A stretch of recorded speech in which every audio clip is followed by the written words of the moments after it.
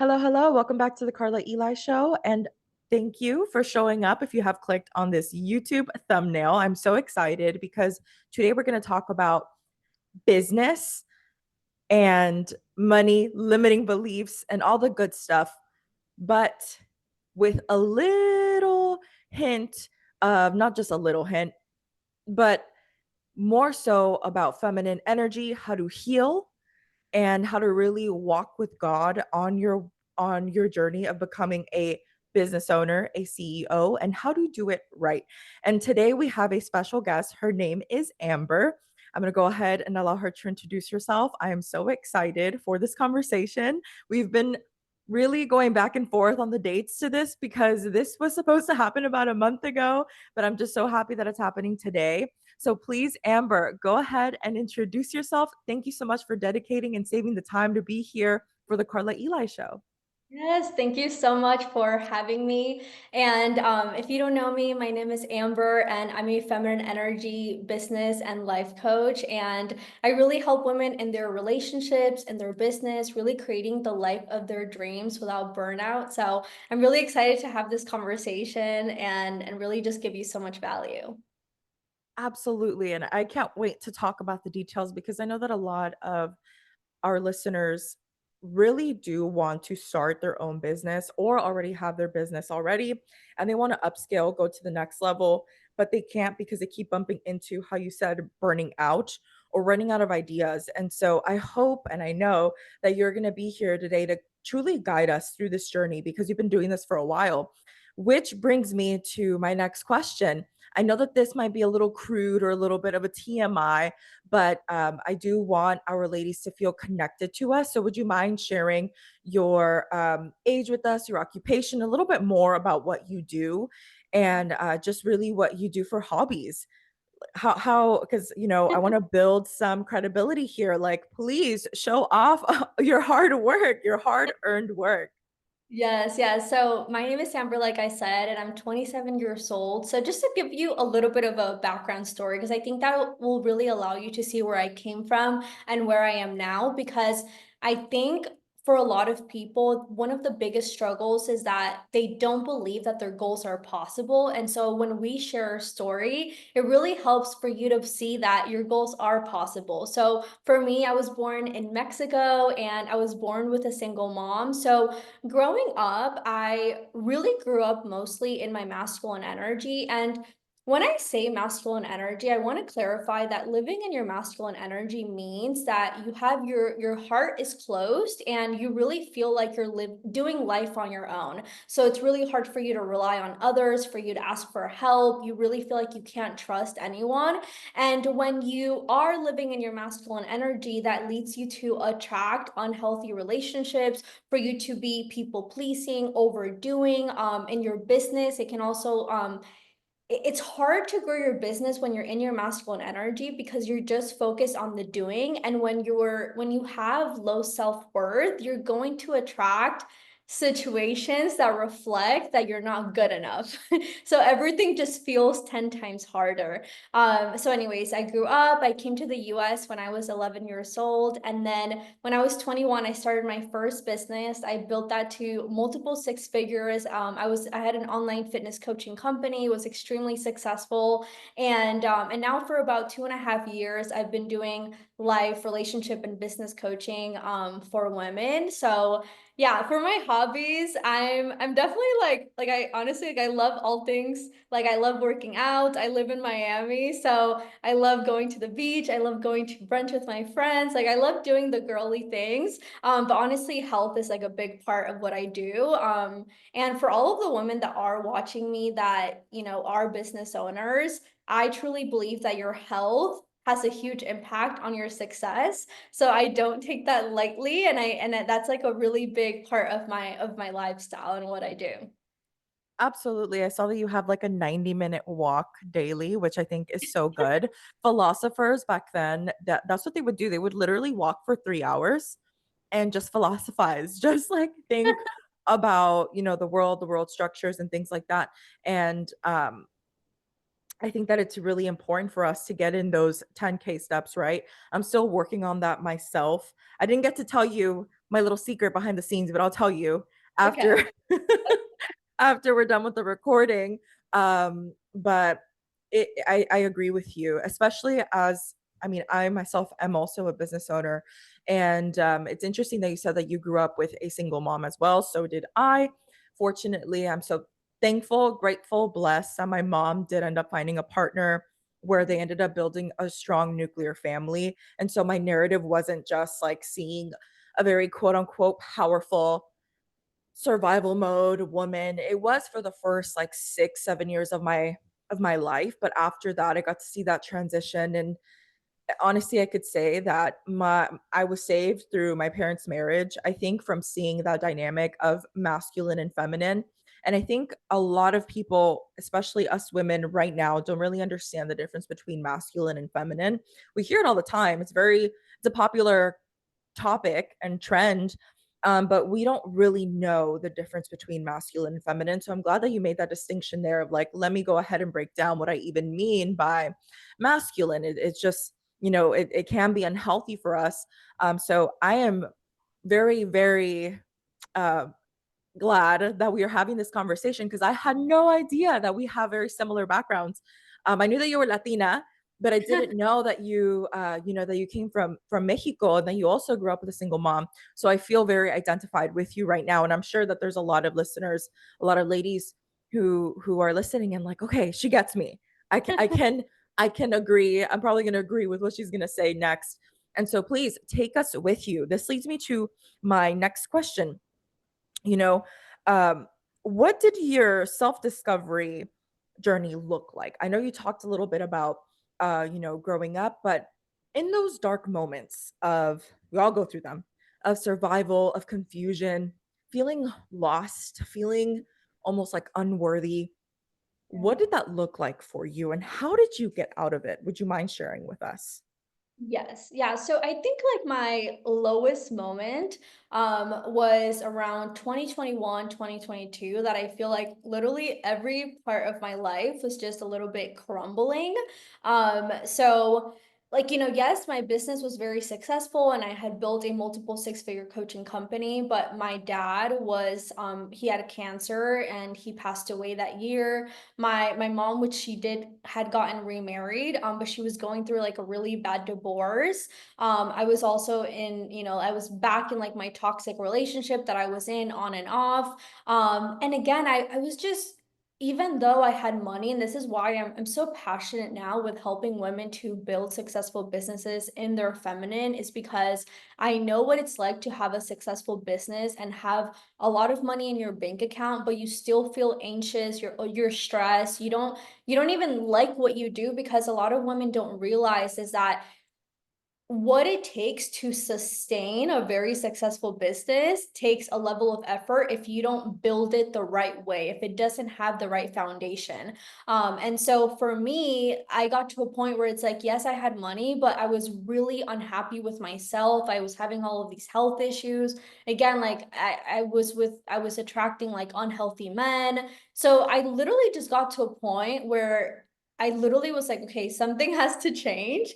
And where my journey really started is I began to look for research of like, okay, why am I even attracting, like, why did I even attract like such an unhealthy relationship that I was in? And that's when I realized that I was really in my wounded feminine and masculine energy. And that's where my journey started. So I hired, really big mentors in the feminine energy space. I did a lot of therapy, a lot of inner work healing. I spent like 2 years, like, and I'm a really like intense person. So when I want to do something, I go all in. And I spent probably like over 1,000, I don't know how many hours, but learning like everything, like relationships, feminine energy, um, just really becoming the best version of myself. And that's really when I also got a lot closer to God, because again, when we say about feminine energy, you can't really be in your feminine if you don't have a relationship with God. And that's what I think a lot of people don't understand, is that if you don't have a close relationship with God, you will feel like you're all alone in this world. Unless like maybe if like you were to have like very amazing, healthy, masculine man. But the truth is, and one thing that God really revealed to me is that and I'm not trying to be negative, but like let's just say that you're in an amazing relationship and then that person were to pass away or something were to happen to them. What's going to happen? Are you just going like your whole life is going to completely crumble because you feel so alone? So again, like a lot of people in the Christian community, they say that you should first build a really strong relationship with God and not idolize your husband, and then you both love God and then you love each other. And that's like the proper way to do things, because when you both love God first, then you're able to love each other, but you're not leaning on your partner. Like a person is never supposed to be our whole emotional, mental, physical support. And I that's why agree. it's very important that not only do we have a close relationship with God, but also have friends, have a community. I really believe that before we meet our person, we have to create ourselves for success. The reason why a lot of marriages aren't successful is because they don't go in it correctly, and so everything crumbles. So I know I shared a little bit about my story and then that as well, but it all really Comes connects. together. No, no, no, I agree. And let's stop there for a second because I also very much agree as speaking from someone who is married. And my testimony is pretty I think it's a really unique one. And maybe I'll share it again on here, but um whenever I share what my husband does, my husband's a first responder, like it's no secret. He is a first responder and he works 12-hour shifts, and that 12-hour shift easily leads to 16 or 18 hours. Sometimes I don't get to see him as much. And right now, since he just started a new career, I really don't get to see him. And we recently moved to a new city, and I posted like a small video of my personal life as to like what the battles that I'm currently going through, which is starting my own village from scratch. You said you went from Mexico to the States. I think I saw a post of you being in San Diego and then moving to Yes, Miami. yes. So you understand this feeling of starting a new village, your new life from scratch. It is not for the weak. It is not for the weak. And you really have to have this mindset of like, not looking back and really just looking forward and living in faith and living by it. And so I posted this small clip of my life that I go on solo dates a lot. Just because my husband is working and we have flipped schedules at the moment doesn't necessarily mean my life is going to stop, because my life doesn't revolve just around my husband, and his life doesn't just revolve just around me. We have responsibilities and priorities, but we also respect each other's individuality. And I think that the comments were pretty negative. And there were some women being saying like, why not just be alone? Why not, like, why would I want someone if I'm just going to be alone all the time or feel lonely? And I commented and I said, the thing is, I've never depended on a man for my emotional stability, to feel loved, to feel worthy, to feel accompanied. The fact that I can go out for brunch and really not worry about the bill or really not worry about what I'm going to eat tomorrow, about how rent is going to get paid, or your mortgage or certain bills, that to me, I feel accompanied. I feel taken care of. My life is easy, easy with him in it. And even if it was without him, I know that God would take care of me, because again, my faith isn't in my husband, of course, to a certain human extent, right?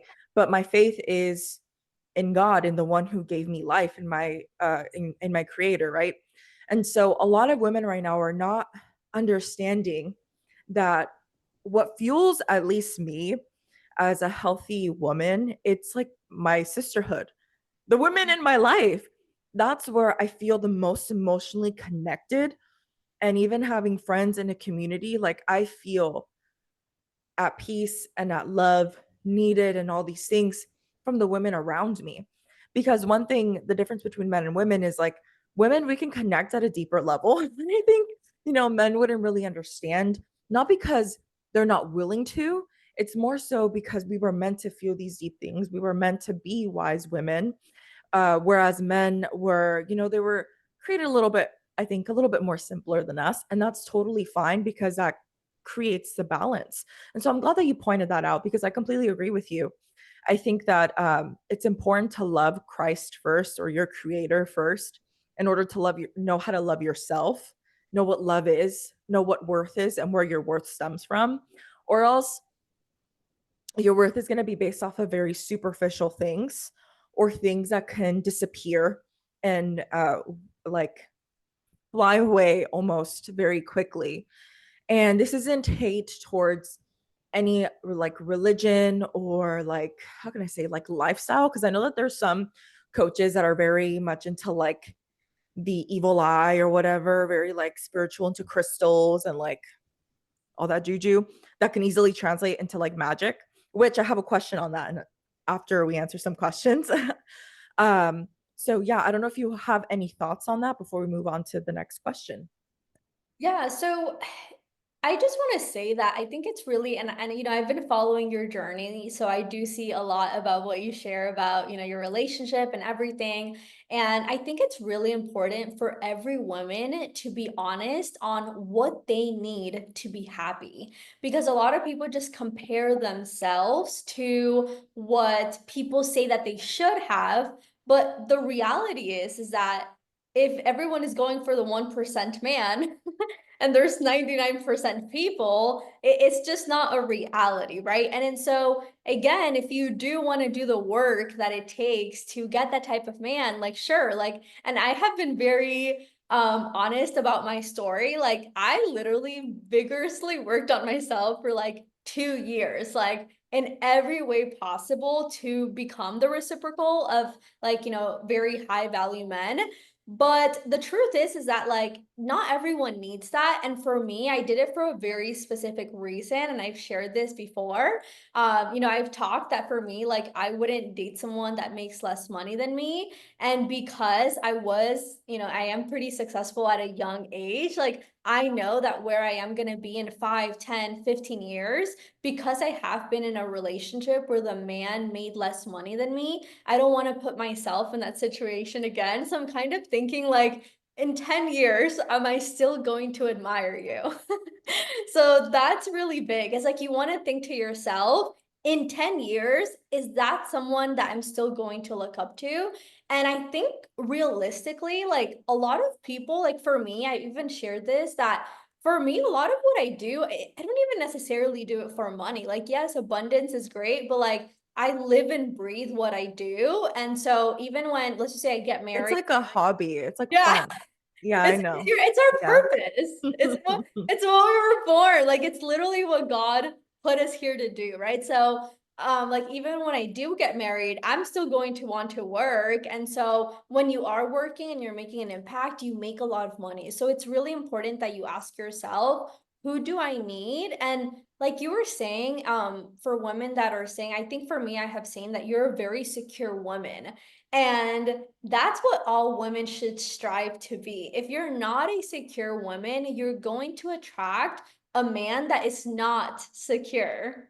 Yeah, and yeah, so hold on. You touched on so many good topics. So first of all, I mentor women who are high earners that are like, Karla, I eventually want to stop working, because not all of them have the blessing to be like you and I, where we are technically working on our passion projects and we don't even Yes. consider it, a business, even though we generate income from it. Because it's our purpose. It's connected to what our calling is, right? And it feels very fulfilling, and it is very fulfilling. Um, and your why is going to be different. For example, for me, I've always said, once I have children, it's game over. Like motherhood, me, we're coming in hot, because I know at the end of the day, that's where my heart is. Like I've always wanted to be a mom, and I know that raising the next generation for me is top priority. And so my lifestyle is going to change. My maybe mentorship direction is going to change. Maybe I won't have mentorship anymore. Maybe I'll just do classes and videos on YouTube or podcasting. Haven't really gotten clear enough on that yet. But definitely I'm going to be okay in that season. However, going back to the women who are high earners, 100%. Women who are high earners, they tend to come to me and they're like, Karla, I've been with a man who doesn't earn as much as me. I can't do it. I just can't do it. And the reason why, also, the reason why I work with high earners is because it always tends to be that feminine, excuse me, that feminine energy that they need to unlock.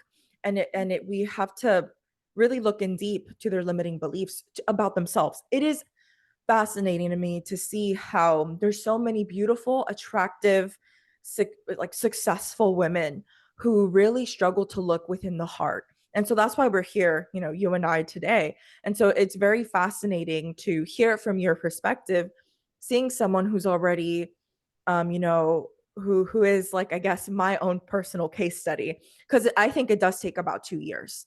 The Yeah. women who are starting to give me results now through my mentorship, it takes them about a year and a half to 2 years to fully start attracting those like masculine men. I'm not much to promote like the high earner type of man, because I think for me, what I've noticed in the area that I'm in, and maybe it just might be my experience, it's not so much of the money component, it's more of like the character and the habit and Mhm. their why component. So a lot of the women that I work with are a little bit more family oriented. So they're like, I'm willing to live under, multiple six figures, but it's doable. When you're in Yes. your 30s, and I always tell them this, I always tell my students this, if you're in your 30s and you're asking for a gentleman, a guy to make and generate at least 200K, I think that's doable in your 30s, because that means that in their 20s, they should have been like looking for a skill, a trade, if they weren't able to invest in their education, something that can put them in that position in their 30s. If he's not generating more than at least 130K a year, there's something wrong there with him. Like there's Yes. something wrong. There's something toxic there, I agree. because I think that that's normal. Maybe people might disagree with me on this, but it'll show you that either he can't keep a job, he's not disciplined enough to find a skill that he's good at, he doesn't understand what it means to be a man. Because if you go back to Genesis, it says, like, you're going to work Mhm. from the ground. Like, you're going to work a lot. And for us, I guess the quote unquote curse was childbearing, or, giving birth to a child is going to be very painful. But like, that's what they were made to do. So I don't really understand that, but those are not the men that we're focusing on anyway. But it's very interesting to hear your perspective, that we've came to like the same conclusion, that Yes. women like us who vibrate in a higher frequency and who are truly living by faith, it's we're looking for very specific qualities, and not because we're superficial. It's not because of that. It's because we understand. It's like a weird psychological fact, right? Of like, the way that their finances is, that's how they also view themselves in a way. I don't know, correct me Yeah, if I'm it's wrong, I don't know if I'm saying correlated. it right, I don't know if Someone's this makes sense. Yeah, someone's income is correlated to their self-worth, their discipline, their habits, like literally. If someone is disciplined, has high self-worth, has amazing habits and believes in themselves, there's literally no way for them not to be successful. So that's why I would not be with someone that is not successful, because I want a man with all of those qualities. And also, I want a man that shows for it. Like, we live in the physical world. So, what we're actually doing, like, we always reap what we sow. Yeah, absolutely. And it derives back to purpose. Like I just shared, my husband is a first responder. Like, he's in adrenaline all the time and he's really good at what he does. And that's, derived from purpose. And I don't know. I feel like there's a blind spot here that I cannot figure out what it is, because I don't want to sound like superficial or what's like materialistic, because and successful looks very different to different people. For example, apart from this passion project, I'm also a nanny, and I don't get uh, I generate pretty good income from being a part-time nanny, but I love it. I do it because I have fun. I do it because like I said, I love the idea of raising the next generation, because I know that that's also a part of my calling. I've always had like this teacher kind of like mindset, and I love children. And so it success can look very different for different people, and we do have to stress, I think, that it stems from us living in faith. We're able to speak in this way. So I hope, if you are getting triggered, ask yourself, why am I getting triggered? And then the second thing is, um, ask yourself, am I living by faith? Mm. Because I'll say for myself, I'm an average woman. And the only difference, okay, the only difference between me and someone who might not have their dream life yet is that I live by faith. God says, move, I move. God says, wait, I wait. And so the only difference is that I just am obedient to, to the word. And so if you, if you're a listener, and if you want to understand and be at the same frequency as Amber and I, we both are pointing to the same creator. So taking note of that. Amber, please share any thoughts that you have on this. No, 100%. Like, actually something that God has really been showing to me lately is that obedience is one of the most important parts. So a lot of people that are Christian, and I have noticed this, is that, they'll kind of complain like, oh, why hasn't God brought me this? Why hasn't God brought me that? But in the Bible, God says, if so we have to be obedient to what God tells us. And so I would really question you if there's any area that you are not happy with. Have you been obedient when God has told you to do specific things, or the things that God is telling you to do right now? Are you being obedient? And that's one of the biggest things that I feel like I have really done, because I have always been a person that I've always had a lot of faith in God, is that I obey God even when it's uncomfortable and even when maybe it doesn't make sense. And that's what it is following your faith, is because you trust blindly, you trust God, and you're able to surrender. So, a few examples: God told me to move to Miami. And when I moved here I've been able to create like literally the best friends of my dreams. When all of my early 20s, I really didn't have a lot of friends. I mean, just so many blessings that God has brought in my life. God told me to drop out of school and start my business. Like everything that God has told me. Even right now, I just launched a like a free Bible study club for women, and God told me to make it for free. I was gonna make it into a paid membership. And God told me to do it for free. And for me, it's like, I know that if I'm obedient, like God in the Bible, it says, follow the kingdom, follow what God says, everything else will be given to you. And that's what people don't understand, is that if we obey God, and I know this so powerfully now, because now I'm just like, okay, God, like, just tell me what to do and I'm going to do it. And even if it doesn't make sense, because you know so much better than I do. So I think for a lot of women watching this, if you are someone, and you probably are because you're watching this, that you want to be, create really the life of your dreams, is how can you be more obedient? Absolutely. And, you said it all, and I completely agree with you. It's so funny. We're in the same frequency. And we talked about it a little bit behind the scenes, but I think right now God is calling women because I mean, personally, I think the way that society is right now, on not even knowing what man or woman is, I don't really blame it on the men as much as I do with the women, because we have so much impact, so much influence, and we don't even know how much influence we have. And so that's we'll close that there. Thank you so much, Amber, for adding that. And so I want to transition now into feminine energy. Yes. You speak a lot about feminine energy, but would you mind telling us and breaking it down what feminine energy means, and how did you find your feminine energy essence? Yes. Yeah, so as I was mentioning a little bit earlier, is that being in your feminine energy, it means that you're living with an open heart. So a lot of women, because of the way that they grew up, and I was like this too, growing up with a single mother and my dad not being there. I just shared a story about this, but I grew up because my dad wasn't there for my earlier years. I grew up feeling very rejected. I grew up feeling like I'm not worthy. It doesn't matter how smart I am, how pretty I am. I felt unworthy, and I had a big rejection wound. And so what happens when we get hurt and when people hurt us, we start building these walls, and we build wall after wall after wall after wall, and then we're left with all these walls and shields around our hearts.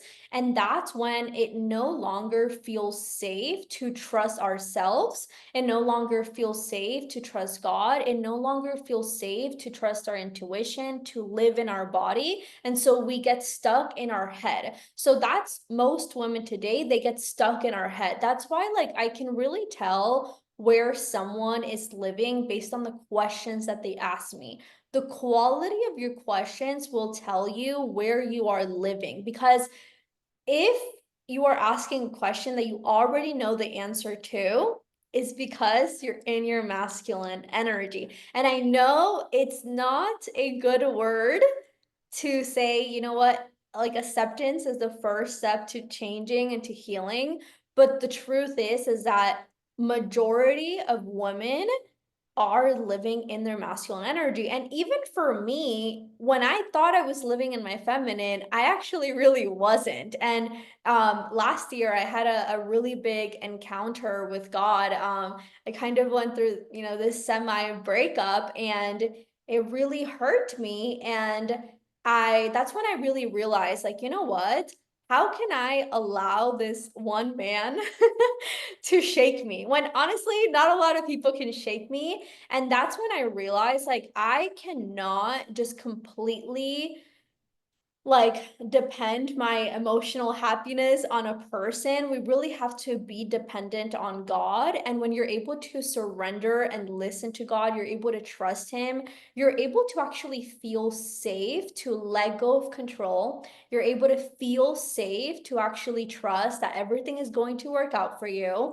And I'll give you a few examples. Like, I know a lot of women, they struggle, like I know I did too, like going back to your ex, or dating men that you know don't meet your standards, or staying in staying in a career that you know you don't want to stay in. It's because you don't trust God that the next step is going to work. You don't know how to surrender. You don't know how to let go of control and step into faith, because you feel like you're the only one that you can trust. And so if you're the only one that you can trust, how can you let go of what has been feeling safe when you know that you doing it alone, you're probably not going to be able to do it? And so this is where living in your feminine means, is that you're living in faith. You're living in true surrender to God. Like for me, even right now, I'm not dating, and I do want to meet my person, but God, like even a few months ago, I was on the dating apps. Every time I would get on, and God would, I would kind of hear a voice like, you're wasting your time. And my point is that a lot of people will just logically be like, oh no, like I have to be on the dating apps. Oh no, like I have to stay in this career. I have to do this. But what is your soul telling you? What is God telling you? So again, it really comes down, the process to it is that you really have to begin to build that relationship with God, begin to communicate with God, begin to listen to Him, slowly begin to be more obedient, begin to trust Him, because stepping in your feminine, it's a process, because it's actually the relationship of building a close relationship with God. So you can't do Absolutely. one without the other. Yeah. I 100% agree. And it's so interesting that you say that because um, I've never known how to live any other way. Mm. So, meaning I've never known how to not live in faith. Truly, never. I don't know how, because that's what really has gotten me through life in general. Just because, I was born out of wedlock. I was born from a 16-year-old teenager who, didn't even finish middle school and lived in poverty. To be where I am now is pretty crazy. So to me, it was kind of like, I'm not surviving without Christ. I'm not surviving without faith. I'm not surviving without purpose. And then you start to realize it's because you're not surviving, you're living. You're not a survivor, you're a successor, you're a victor. And I remember when we were going through a really difficult patch, my mom and I, because my parents ended up splitting for 2 years, and it's whole shenanigans. Thankfully, they never got a divorce, but they did end up taking a break. And my mom and I, we were just talking to each other. Never forget this scene. We were doing laundry together, and she's like, "We'll survive." And I was like, "No, we're gonna do more than just survive. We're gonna succeed, because we're not meant to be survivors. We're meant to be successors. Like, we're already winning because we have Christ in our heart." And so that leads me to, a little bit from that feminine energy question. First of all, I think it was really well the way that you explained it, the way you'll step into and lean into your feminine energy more, the more that you create a strong relationship with God, because God is going to show you what it means to be a woman. God is going to Yes. show you what it even means to be a woman. And it's a beautiful thing when you do open your heart to Christ, truly open your heart to Christ. And so, one of the questions that I have for you through this finding your feminine energy and understanding feminine and masculine, did you bump into like new age content, new age stuff like magic, crystals, all of that? Did you ever fall into that at all? Because I know that a lot of women kind of go through that phase first before they find Christ, because for example, like the law of love. I mean, not the law of love, the law of attraction. The law of attraction, I believe, is to be a cheap copy of the law of love. Or like manifestation, right? The world manifestation, it's like a cheap copy of living in faith. Black hat energy tactics, whatever. That's a cheap copy of being a wise woman, a woman of value. So, did you fall into the new age religion while you were working on your feminine energy? Yeah, so I did a little bit. I never went into like crystals or like magic or none of that stuff, but I definitely went pretty deep into manifestation. Yeah, I would say like manifestation, I went pretty deep into it, but I totally agree because a lot of the concepts that are taught in New Age, they're taught just without God. And that's why now I like maybe like your people are like every pose Amber's talking about God because God is all like that is they're all it is. Like God is the foundation of everything. So because I have done so much studying in feminine energy, in business, in relationships and manifestation, like now that I'm going really deep into the Bible, I'm like literally the Bible is the foundation, but they just took the concepts and just took the word God out of it and then are explaining it. So and I think it's so much more powerful explaining it where it actually came from and the foundation.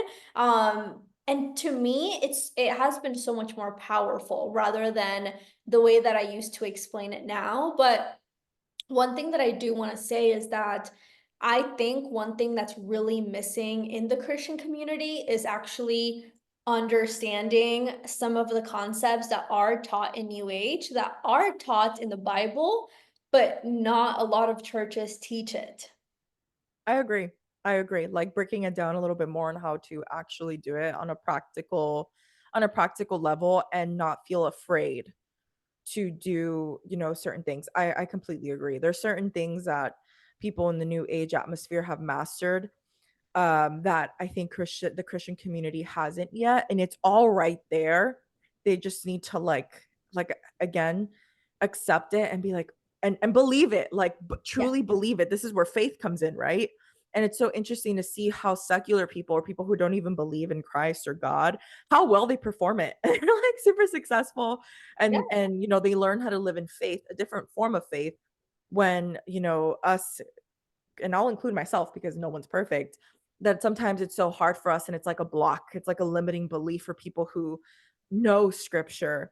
And God is literally like, here, like, take it. Like, you just have to have a mustard seed type of faith and you'll be able to move a mountain. Like, it's wild. And Yeah. so, this isn't judgment to like anybody who's not there yet. I think it's more like encouraging for people to live in faith and live by faith. I'm ready to move on to my next question, but I don't know if you want to add anything else. No, no, no. We can Okay, move. so my next question would be, so what would be some of your tips for women who are highly successful but want to attract masculine provider men? What are the recurring problems you see in these archetypes of women? You mentioned some previously when we were talking about feminine energy. I don't know if you want to go deeper into that and how very highly successful women can attract these masculine men.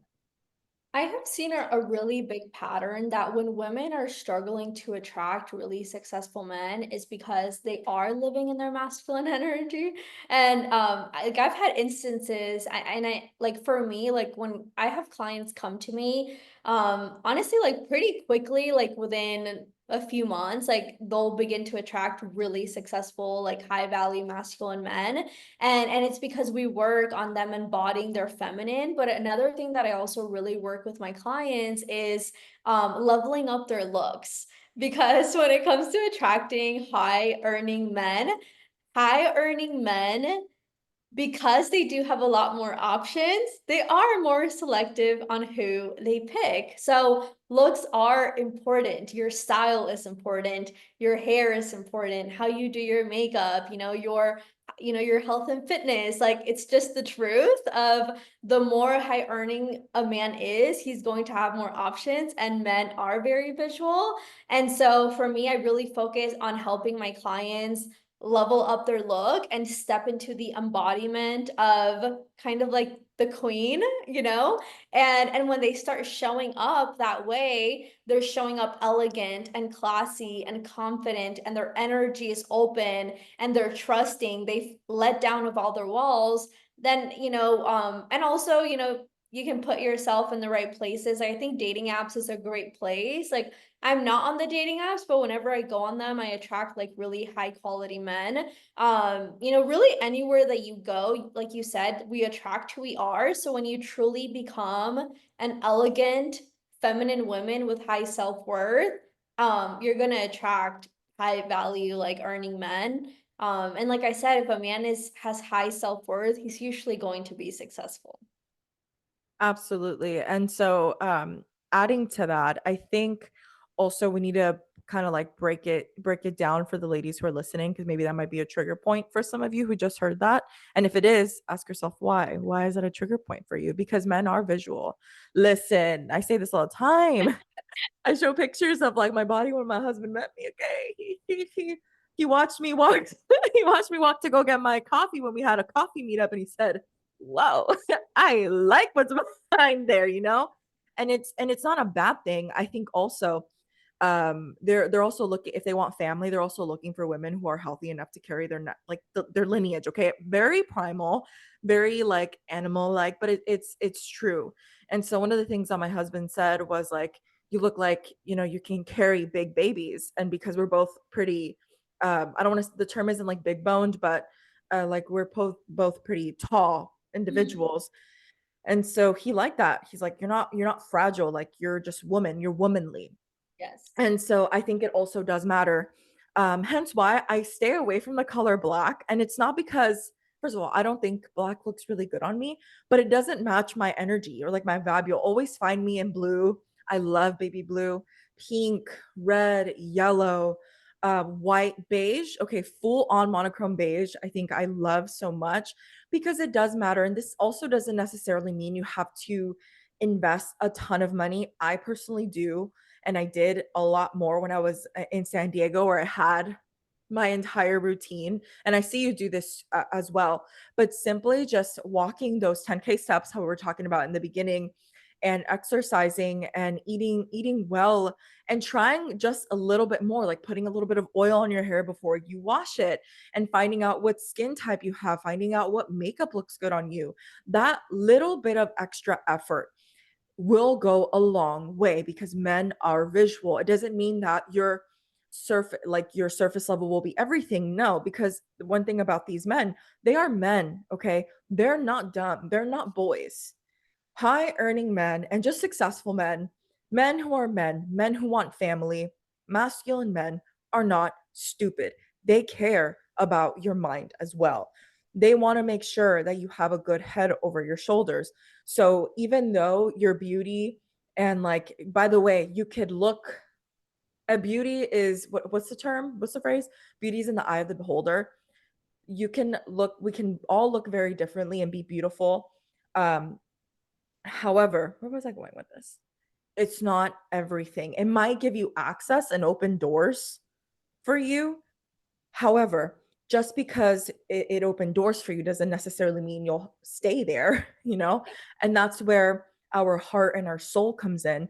Because remember, ladies, right now, I think, okay, maybe this might be a little pick me of me, but if you are a person who is deep, who has values, who has morals, who knows who she is, you are going to be set apart regardless. Because a lot of people think that self care and self maintenance is the same thing. It is not. It is not. Okay. And usually, when you work on your relationship with God, and you start to love yourself, you will naturally start leveling up your wardrobe and your colors because you'll want your outsides to match your inside. Does this make Mhm. sense? I don't know if it makes Yes, sense. 100%. And so what are some of the problems that you consistently see apart from like the maybe physical portion? What are some blind spots that you see in these women who are still in their masculine energy? Like, how does that even look like? If you mind, I don't know if you mind explaining. Yeah, I mean, it was kind of what I was saying earlier that they're, living with a closed heart. So it really does take a lot of inner work and healing. But one thing that I want to add to that is that the people that we're attracting to us, they're a mirror of where we are currently and where we need to work on. So what I really encourage for the women that are listening is that when you're attracting certain kind of men, rather than just complaining about it, I want you to ask yourself, why am I attracting this kind of man? What is this man reflecting about me? What is he mirroring about me, right? So for example, if he's not valuing you, how are you not valuing yourself? Right? If I mean, it's just like whatever scenario, it's usually about how do you not do it to yourself? What is that remember you to your childhood, right? So I feel like this question, it's a little bit harder for me to give a vague answer because it really is individual to every person and what you're attracting to you. So once you see what you're attracting, then you can see where you need to work on. So I really like to use dating. Dating is a really good mirror because it allows you to see your blind spots. Absolutely, I agree. And it's and I tell this to my students all the time. One thing is for us to talk about philosophy, theories, concepts, and another thing is for you to actually go out there and schedule these dates so you could see what it is that you're attracting and why you are attracting what you are. Because I agree, even on the dating apps, like I met my husband on Bumble and I was successful with it because I know how to discern. Like you just it's discernment. It's about Mhm. discernment. So a lot of people are like, don't go on the apps because they're not good, blah blah. Well, I think that dating has definitely changed within the last 3 years. um it's I say this all the time. Put me in a room with 100 men and only 3 of those 100 men are healthy, good providers. Those are the men that are going to come to me. I'm not going to it's like an energy thing. It's a frequency thing. And so how does one start implementing feminine energy if they're just starting out with these concepts through Christ? Yes. So one of the few things that I really recommend my clients when they're just getting started is I really recommend for you to start journaling every night and every night journal and begin to talk to God.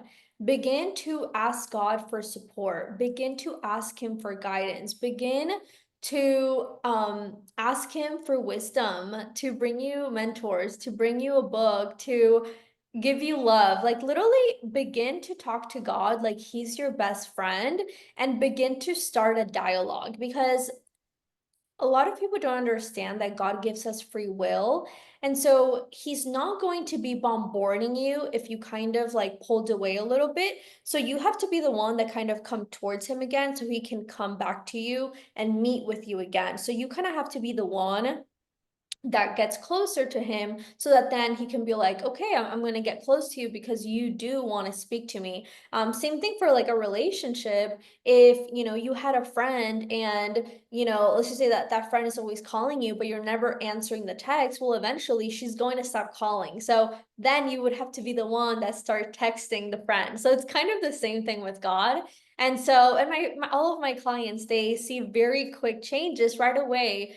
When you start talking to God, God will begin to answer. And it's really beautiful because when you're journaling, what you see will happen is that you will see that as you're journaling, God will begin to speak to you, and then you can write the answers as you're journaling. So that's like honestly like a really easy thing that I highly recommend for everyone to do. I still do this every single night, even though I'm very close to God. Every night I still, even if, I'm having like a late night, maybe I miss some days sometimes, I'm not perfect, but I really try to make it a habit where every night I'm like, thank you, God, for this. God, even if it's one little sentence, but keeping that connection on and the light switch on is super important.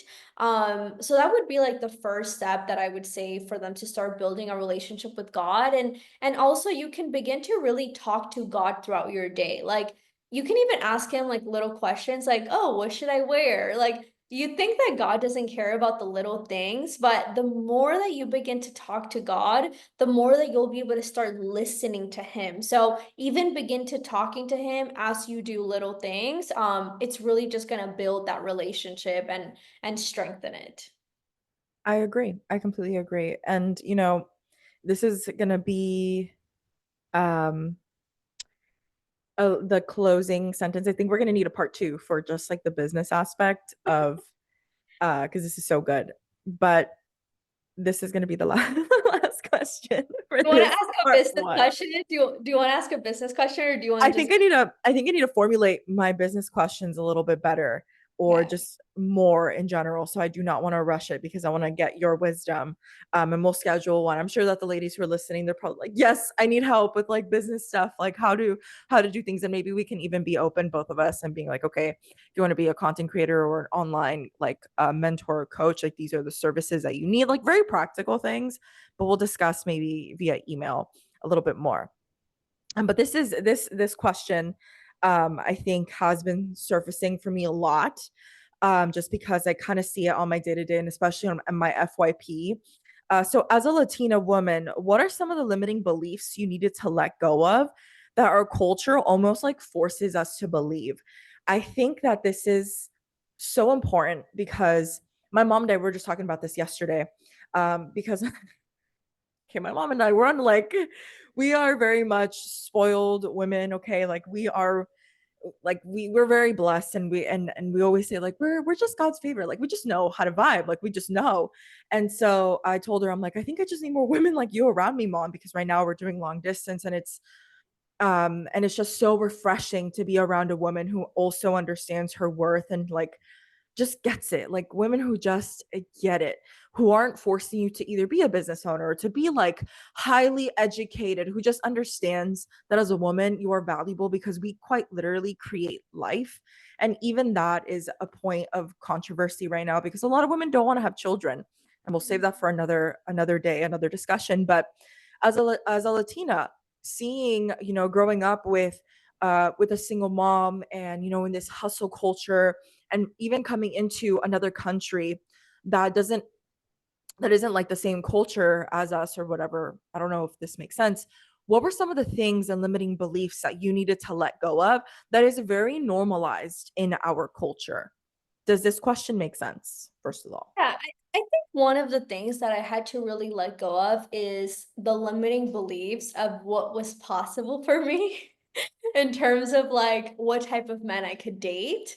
Because I know we're focusing on dating right now and like what kind of men you could date, how amazing that man was going to be, how much of a provider, how successful, right? So maybe sometimes, and I know maybe a lot of Latino women, like because we're still kind of in the, newer generations, is that maybe a lot of women that are watching this are first or second gen, like we're still pretty new. Is that maybe maybe didn't grow up with a lot of money, and so maybe you kind of put caps to yourself of how of a successful man you can be with or date, or like how amazing he can be. But I think when you realize that you can literally attract amazing men as long as you are an amazing woman. And I say this with a lot of love because I know when I wrote down who my dream man was, like I wrote down a very detailed list in 2022. And when I wrote it, I realized that I was not my dream man's dream girl. I realized that I was like, I wrote down the reciprocal of my dream man. And I was like, oh my God, like I'm obviously not her. And so obviously I'm going to attract who I'm attracting right now because sadly, but that was my reciprocal. And that's what's really hard for a lot of women to accept is that the men you're attracting right now, they're either emotionally, physically, mentally, like there's something going on where that is your reciprocal. And so, in order for you to actually change who you're attracting, you have like the first part is you have to be super honest with yourself and you have to take the time to reflect. And a lot of people don't do that. They don't take the time to reflect and they don't take the time to be honest with themselves. And so that's why I really recommend that the first thing that you really do is that you do begin to journal every night, not only like speaking to God, but begin to journal how your day was, how you felt, begin to understand your own emotions. Because when you begin to understand yourself a lot better, you're going to become more self aware. And then from the self awareness, then you can change. Even really recently, like I'm always telling God, like, shape me into the woman that you want me to become, to be an amazing leader, to be an amazing wife, like for the service that you want me to do, continue to work on me. And because I ask, God tells me, like very recently, God told me the things that I need to work on. And I have been working on myself vigorously for 3 years, and God is still telling me, Amber, now you have to work on these things, right? So it comes a lot of humility to be like, you know what? I am attracting these type of people right now. And so I need to look within myself. What are the areas that I need to work on so that then I can actually change and that I can actually start attracting different men? And again, the limiting beliefs, it really just comes down to the awareness part. When you are become aware of your limiting beliefs, which comes aware with the self-reflection, then you can begin to actually change it. But it's really different for every person because we all, grew up very differently. Absolutely. No, and I agree with you. And I mean, I think that journaling is great. I've been journaling since I was like 14, and it's amazing to see when I open my journals back. I'm like, oh my gosh, I've prayed for this for since high school. Because a lot of people always ask me, like, Karla, you got married within like 4 months of knowing your husband, but the dating period shouldn't last longer than 2 years, I think, before he asks you to be his wife. I think at that point it's rude if you keep wasting my time after like the 2 year mark of dating. That's just me personally. I'm a big boundary person, and access to me is very expensive. So with my husband and I, we got married like after 4 months of dating, and but it took me. I was praying for my husband for 5 years. So a little background of our testimony. Once I started praying for my husband, I was 17 when I started praying for him because I got a purity ring. So I wanted to wait until marriage, right? Wait to be intimate with someone until marriage, and didn't want to create the same cycle of getting pregnant at 16. So I started praying for my husband at 17, and 17 turning 18. And that same year, my husband joined the Navy. And so, interestingly enough, when we got engaged and we were on the last day of our singles, instead of having a bachelor, we celebrated with me presenting my husband this journal of the prayers that I had written for him, and you get to see how these prayers are very specific to him and at the time that he was in. And so it's a very beautiful thing. And so it does take time, and you don't stop there. Like, God has been working with me, and it will continue to work with me. And that's the point. The point is to continue to, like, you'll have ups and downs, and that's what makes us human. That's what makes us, like, what's the word that I'm looking for? Like, relatable. And it does take humility, and that's why I feel like it's not for everybody to take this path, because you have to admit, I'm not, like, I don't know if this is correct to say, but I am not enough just to do it on my own. I need God by my side. It takes humbleness to go through this path that we are on. It's not easy, and it's a never-ending path, but how wonderful that it's never ending, because that means that your relationship will get deeper, you'll get more edified, and the people that will come into your life are going to be for those seasons of your life. And so I think it's a beautiful thing that you have found, and I'm excited to see your growth through these next years, and to see you get married, and to see you, grow a family, if that's what you, if that's what you want. Because I do think that this is the way, if anything, speaking to women globally, this has been a very much like of a fact that if you walk with God, you journal, and you're open to discipline, because again, going back to obedience, God disciplines those he loves. And I'll speak from my personal experience. Like, there's been many moments where I want to do something, but God's like, no. And he closes that door for me. And it hurts. It hurts. And I have my moments of like sadness, and I'm like, why? But like, why? And you get in a way angry, but then you go back to scripture, and he says, like, a father will discipline the children he loves. And I'm like, okay, yeah, you love me. That's why you say no. You're protecting my heart, because who knows what would have happened if I would have gotten a yes to this? Who knows what would have happened if I would have received this? Maybe I wouldn't be as obedient as I am now. Maybe I wouldn't have prioritized my family the way that I am now. And so when we say obedience, it doesn't mean that it's easy. It Mhm. can also be, challenging, but that's what molds you into becoming the best version of yourself. And I believe that you need to allow God to do it. And so I really loved that you shared that with us. And I agree with you on the Latina front, right? um and I say Latina because a lot of the women who listen to me are women of color. And so I think it's important to also address, like, our cultures are very different, and our cultures can sometimes be limiting. But I don't know if you want to add any closing notes, any words of encouragement before we close this episode. Yeah, I mean, just before we go, I really want to encourage all of I'm sorry. I really want to encourage all of the women listening and watching that you truly can make all of the visions. I know that every single one of you, you have a vision that God gives you, whether it's for a family, for your business, the vision that God gave you. I just really want to encourage you that you can make those visions come true, but it's your job to begin to listen to the voice, to begin to be obedient, like we've been talking about today. And stepping, I think that's like a really big message for today that God wants to tell the women is that when you can really step into obedience. And I want to say that I think a lot of us we think of obedience maybe as like a bad thing, because like when we were growing up, Control. it's Mm-hmm. like annoying. It's like, oh, I don't want to be obedient, right?